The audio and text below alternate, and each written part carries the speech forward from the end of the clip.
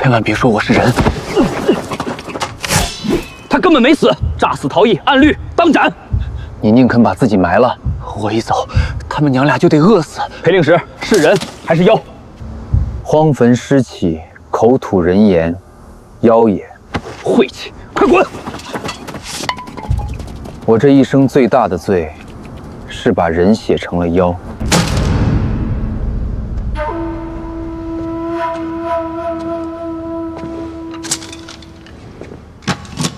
汉灵帝熙平2年，我在兰台做令史，官不大，活却阴损。天下哪里出了怪事，朝廷便派我去验。墙里长人，树上生敛，白衣人入宫，草木作冰，凡是这些不干不净、不明不白的东西，都要查清源头，写成卷宗。卷宗分2类，若真是天降妖异，记入妖异部；好；若是人装神弄鬼，蛊惑百姓，交廷尉。廷尉不信妖，廷尉只杀人。所以我每次动笔前，都要先想清楚，这一笔写下去，死的是妖，还是人？显灵了，皇人显灵了！郎中怎么说？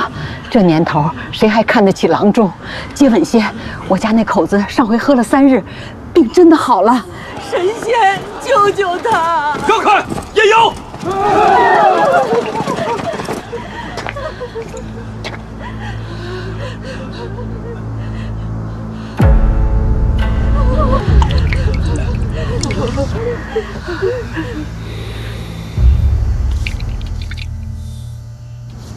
这水呢？是药，那它呢？人做的。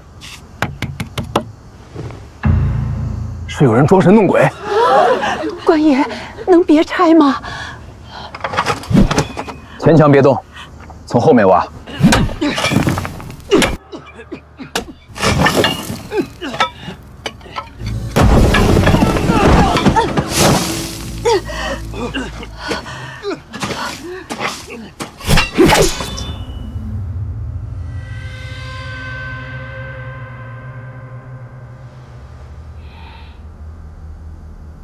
皇人，是你做的？是。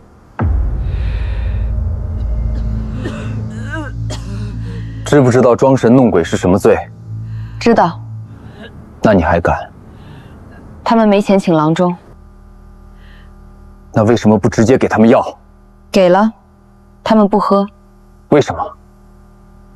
因为我是乞丐。乞丐给的水，他们怕有毒。神仙给的，他们就敢喝。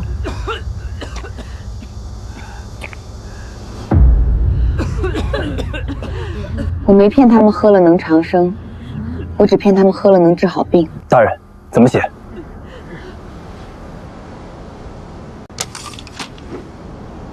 四壁终生黄人，目出干叶，病者饮之多愈，妖也。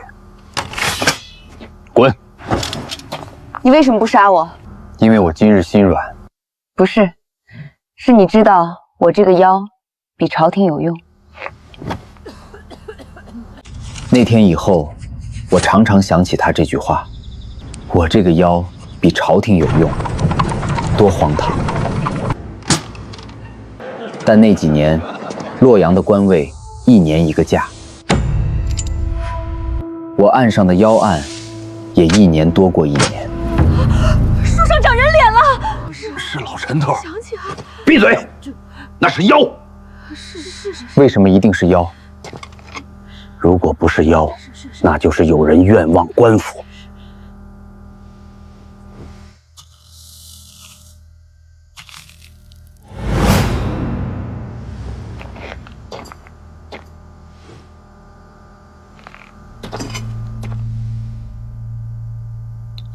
树上的脸是你刻的？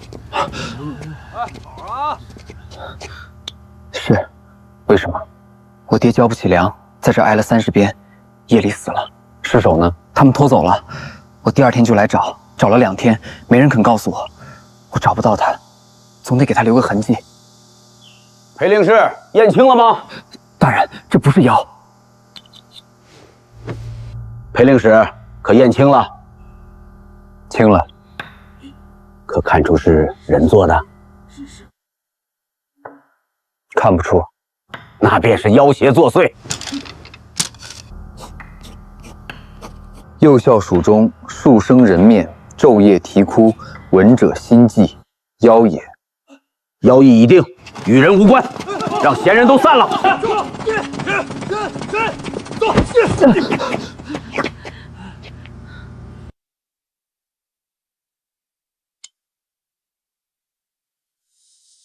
大人，你明知道是我刻的，知道，那为什么不写？写了，你活不成。那我爹呢？大人，你信妖吗？不信。那你为什么总写妖？后来我发现，在这个世道里，人说的话不算数，只有妖说的话，朝廷才会怕。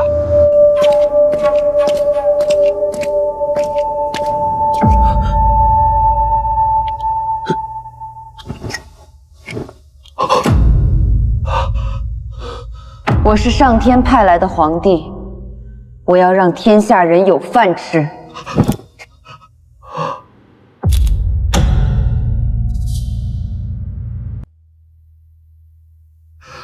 来人啊！宫门一夜未开，白衣人却站到了御寝外。你们说这是人还是妖？裴令使，你专验妖异，你来说这是人还是妖？回中常侍，臣只见树身有异，不见人迹。所以呢？如果是人，宫门没开，他进不来。全部带去耳房，验清楚。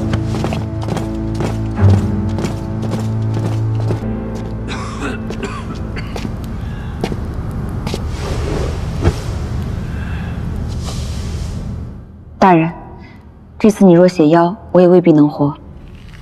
你知道，还敢做？皇帝在宫里，皇人长在墙外，他看不见；庶长在官署，他也看不见。那就只好让妖怪走到他床边。你这是谋逆。如果叫，那就算吧。裴令使，到底是妖还是人？回中常侍，此非人力，乃宫怀感愿，精气化形。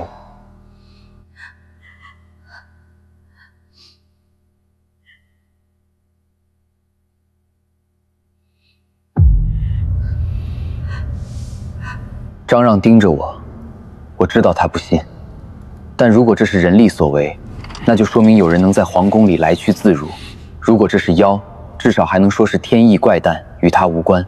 权贵们并不真的怕妖，他们只是怕责任落到他们头上。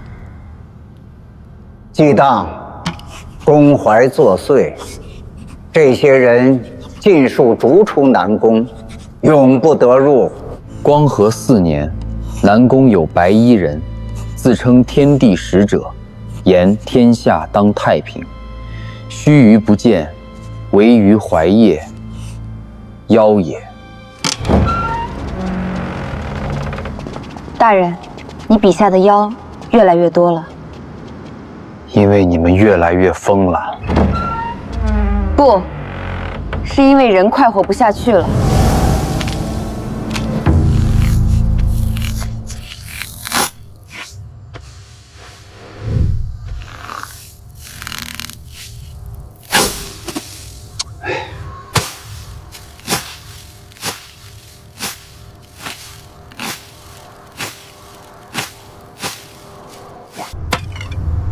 苍天已死，黄天当立。冀州急报，田间生怪草，状如披甲病逝，百姓围观，已有数村骚动。下官以为此非骚乱，乃天象示警。天象示惊，那是说陛下失德，地方失察，还是朝廷失职？既然都不是，那就是妖人作祟，是张角的妖法。虎奔似黄人，又笑蜀人面目，南宫白衣人。裴令史，你这笔以前写得很好，一个妖字人就活了，朝廷的脸也保住了。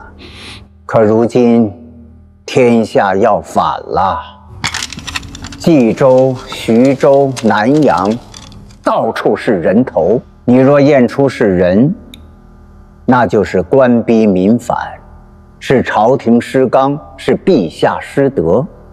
要死的人就不止张角一个。你若验出是妖，那就是妖道作祟，百姓无知被蛊惑，朝廷师出有名，罪只及首恶。你专验妖异，应该知道怎么写能救更多人。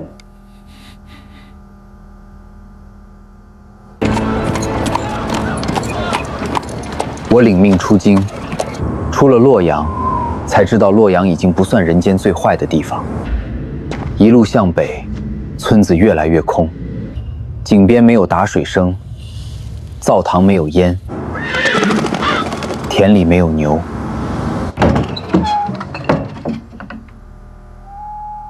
有些屋门开着，但是人已经……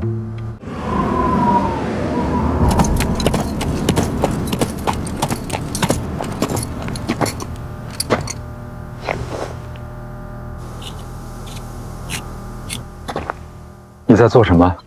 看他还能不能醒。醒不了了。哦，那我等大贤良师来。那一刻，我忽然觉得这场乱不是张角造出来的，他只是比朝廷更早听见了地底下的声音。我到巨鹿时，天色已晚。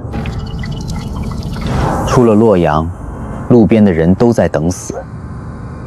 这里的人却在熬药、补鞋、分粮，不像是军营，倒像是另一座人间。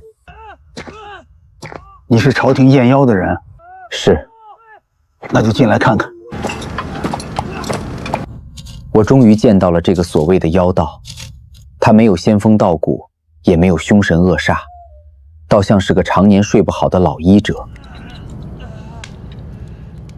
裴令史，我们等你很久了。你认得我？若没有你的笔，许多人早死了。你就是靠这个骗人？这是符水，治不了大病，但能让发热的孩子舒服一点，能让快饿死的人喝下一口热汤，能让一个已经躺着等死的人觉得老天爷还愿意向着他们。你说，这算骗吗？你让他们相信一个不存在的东西真的会来。那存在的给过他们什么呢？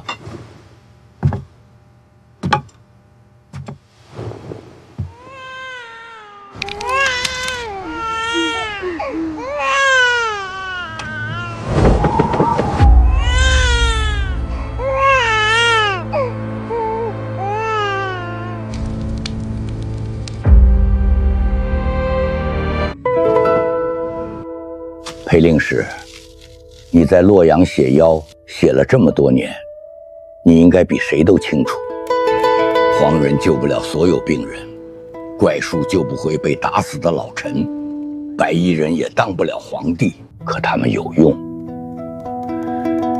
因为他们让人相信，这世上还有东西站在他们这边。现在光靠黄人不够了，靠术不够了，靠梦里的白衣人也不够了，他们需要一个天。所以你给了他们一个黄天，你明知道天上没有黄天。苍天也没有来过，可皇帝不也做了这么多年吗？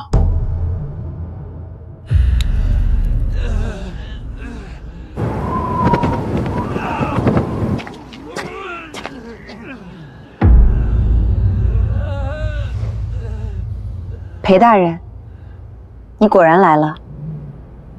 你跟了张角？不是跟，是这里用得着我。姑娘，来搭把手。来了。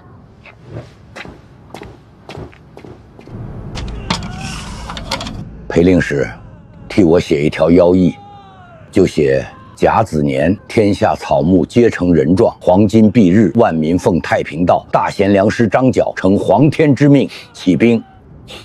你想借我的笔替你造反证明？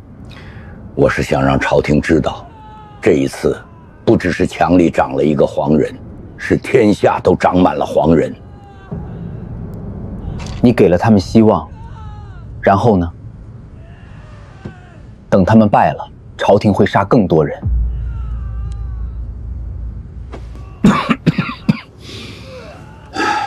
裴令史，你有没有见过一个快饿死的人？见过。那你应该知道，他不是从断气那一刻才开始死的，他从第一次发现没人会救他的时候，就已经死了一半。我给不了他们长命，我只能把他们死前那口气还给他们。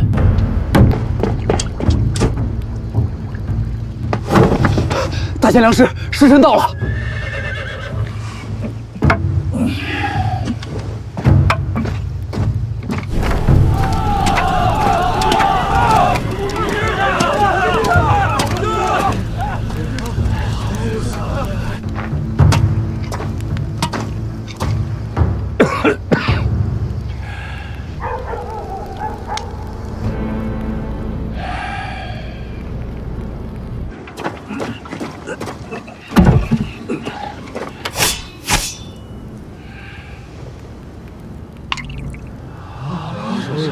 我知道你们怕官兵，怕连坐，怕死，怕死了以后家里人连尸都不敢收。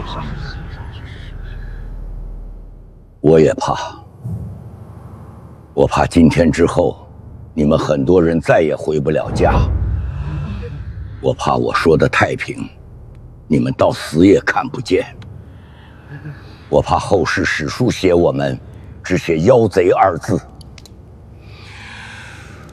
我怕你们的名字一个都留不下来。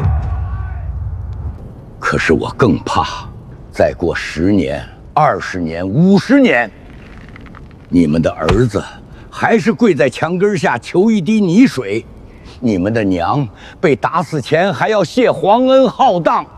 你们活着像草，死了像土，连喊一句疼都要被说成妖言。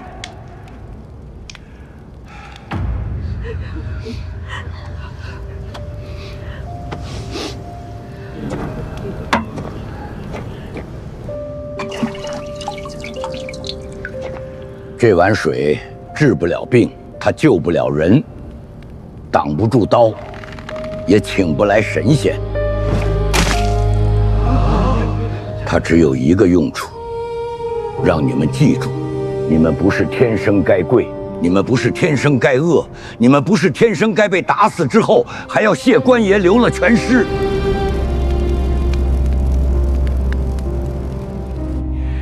今日之后，若有人问皇天在哪里，告诉他，皇天不在云上，皇天在每一个不肯再跪的人头上。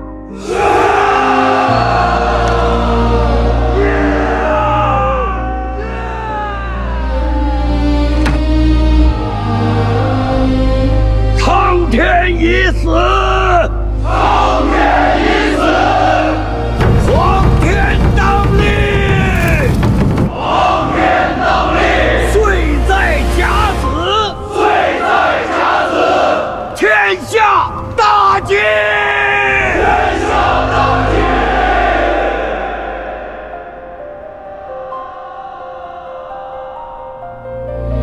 那一刻，我忽然不敢看他们，因为我知道，他们中的很多人明天就会死。可更可怕的是，他们也知道，他们知道自己会死，他们只是终于决定，不再悄无声息地死。黄巾军开仓的那天，我也在。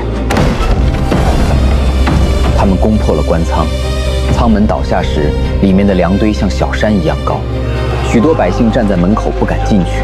他们饿了太久，久到看到粮食都先害怕。一个老妇人跪在仓门前，害怕得发抖。这是官粮。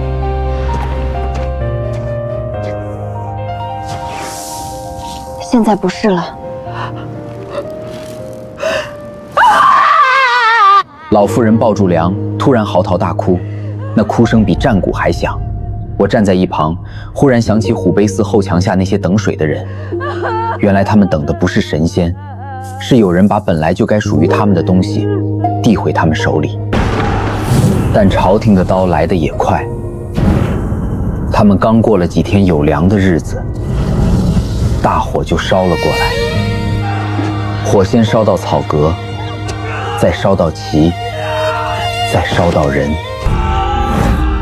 我在火里看见张娇，他已经病得站不稳了，身边的人劝他走。张总，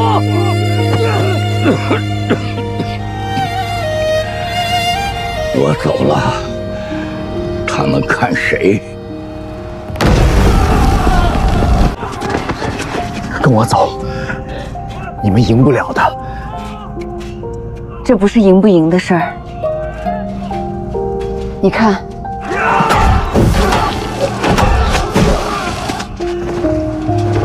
墙拆了，树砍了，人也杀了。但是，有些东西还是飞起来了。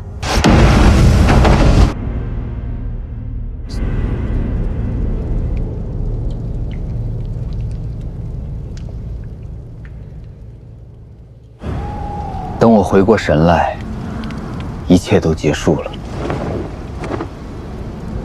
后来有人说张角病死在军中，有人说他被火烧死了，也有人说他根本没有死，化成黄烟走了。朝廷说他是妖道，我本想反驳，但我想了想，张角确实是个妖道，可他最大的妖术不是符水治病，也不是呼风唤雨，而是他让一群已经认了命的人突然不认命了。后来我又写了很多年的妖，往后的30余年，冰火接天，董卓的火把洛阳烧去大半，兰台的简卷散了满街，天子签了又签，到最后400年的汉家天下也走到了头。我还是这么一卷一卷写下去，邻人路过总扒着窗笑，说这老汉疯魔，朝廷都没了，还记哪门子妖？我没答。人间的是非，换一朝就翻一次。今天的义士，明天可能是逆贼；今天的公道，明天可能是妖言。人间的话，换一杆笔就不作数了。反倒是这些怪力乱神，没人当回事，也没人会较真。有时写到深夜，望着满卷神神鬼鬼，自己也觉着好笑。写了一辈子妖，到老才明白，写民不聊生4个字，后人翻过去不过一声轻叹。可写墙里长出人，树上结着脸，草木化成冰，他们兴许会停住脚，纳闷地问一句：好好的世道，怎么竟出怪事儿？我老了，常常对着这些书发呆，也常想，后世的人翻到这些，会当什么看？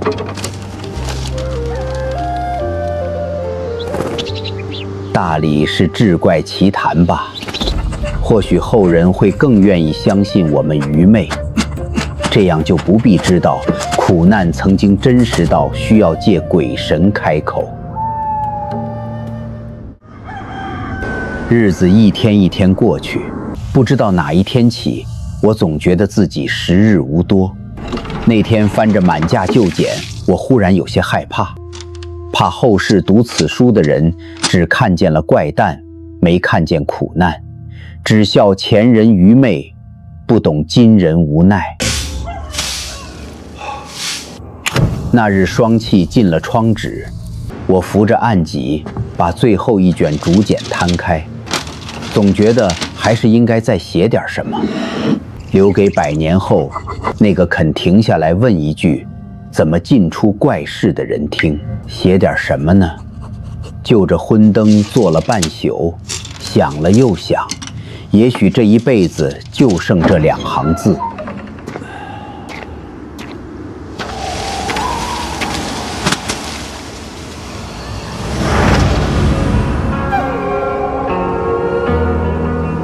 后人独妖，勿问鬼神，问苍生。